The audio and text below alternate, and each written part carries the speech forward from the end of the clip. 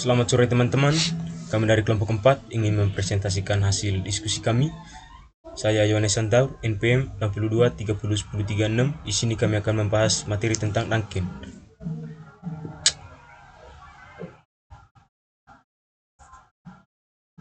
Uji Duncan adalah uji lanjutan untuk mengetahui nilai tengah mana saja yang sama dan nilai tengah mana saja yang tidak sama ketika pengujian kehomogenan. Beberapa nilai tengah memberikan hasil menolak hipotesis nol dan menerima hipotesis alternatif.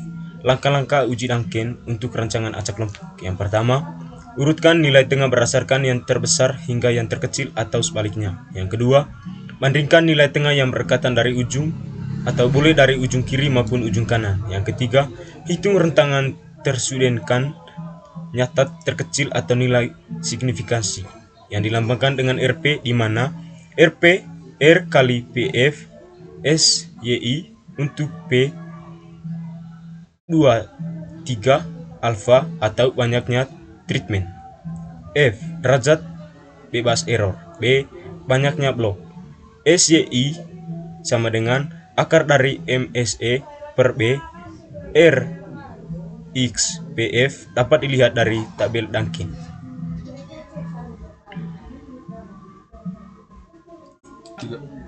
Empat, kemudian bandingkan selisih dua nilai tengah dengan nilai signifikasi Duncan. Jika selisih dua nilai tengah lebih dari nilai signifikasi, maka kita dapat menarik kesimpulan bahwa nilai tengah berbeda secara nyata, yang berarti pula perbandingan nilai tengah yang pertama dengan nilai tengah yang lain juga berbeda secara nyata.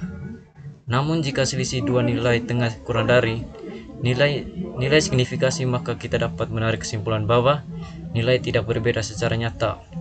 Nilai tengah pertama harus dibandingkan dengan nilai tengah yang lainnya hingga selisih dua nilai tengah lebih dari nilai signifikasi. Untuk lebih jelas, mari kita aplikasikan dalam contoh soal berikut ini. Data berikut yang merupakan data hasil pengamatan pengaruh pemupukan P2O5 terhadap bobot polong isi atau gram kedelai varietas S1, S2, dan S3. Percobaan dilakukan dengan rancangan acak kelompok dengan tujuan untuk mengetahui pengaruh pemupukan P2O5 terhadap bobot polong isi kedelai. Data hasil pengamatan dapat kita lihat pada tabel dalam video ini. Kemudian tentukan nilai tengah treatment yang mana saja yang berbeda signifikan menggunakan uji Duncan dengan taraf nyata 0,05. Hasil analisis ragam ANOVA dari data di atas dapat ditampilkan pada tabel berikut. Data tersebut dapat kita lihat pada tabel di dalam video ini.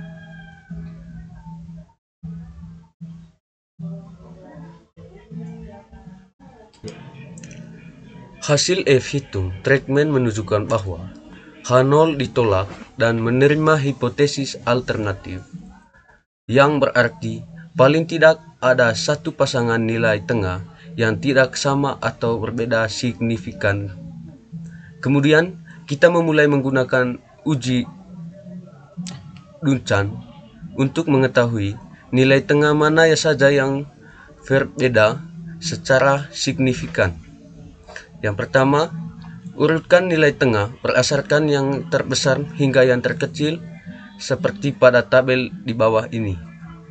Yang kedua, hitung rentang terstudenkan nyata terkecil atau nilai signifikasi yang dilambangkan dengan RP. Untuk menghitung RP diperlukan nilai yang dapat dilihat dari tabel Duncan test dengan alfa sama dengan 0,5 dengan P sama dengan 6 dalam kurun banyaknya nilai tengah kurang 1 dan F sama dengan 12 derajat bebas error. Data tabel Duncan diperoleh pada data pada tabel di bawah ini.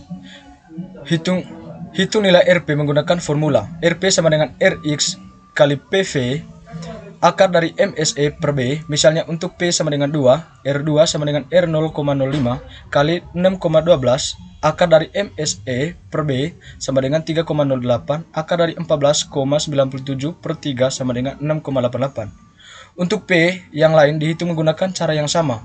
Dari keseluruhan RP diperoleh data pada tabel yang ada di bawah ini.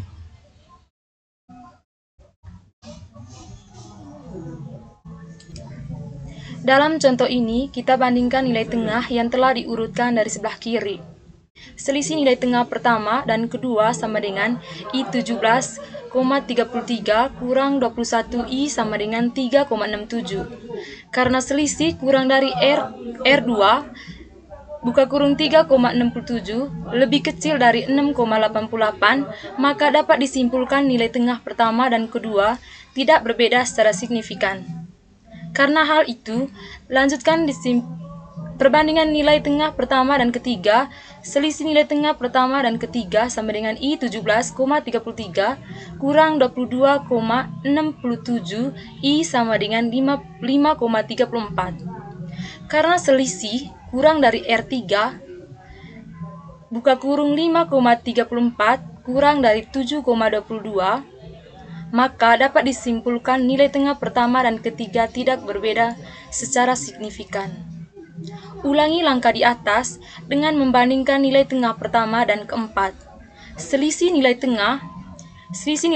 tengah pertama dan keempat sama dengan I17,33 kurang 26I sama dengan 8,67. Karena selisih lebih besar dari R4, buka kurung 8,67 lebih kecil dari 7,44, maka dapat disimpulkan nilai tengah pertama dan keempat berbeda secara signifikan. Hal itu berlaku pula dengan nilai tengah kelima, keenam, dan ketujuh. Ketiganya berbeda secara signifikan dengan nilai tengah pertama. Sekian presentasi dari kelompok kami, sekian dan terima kasih.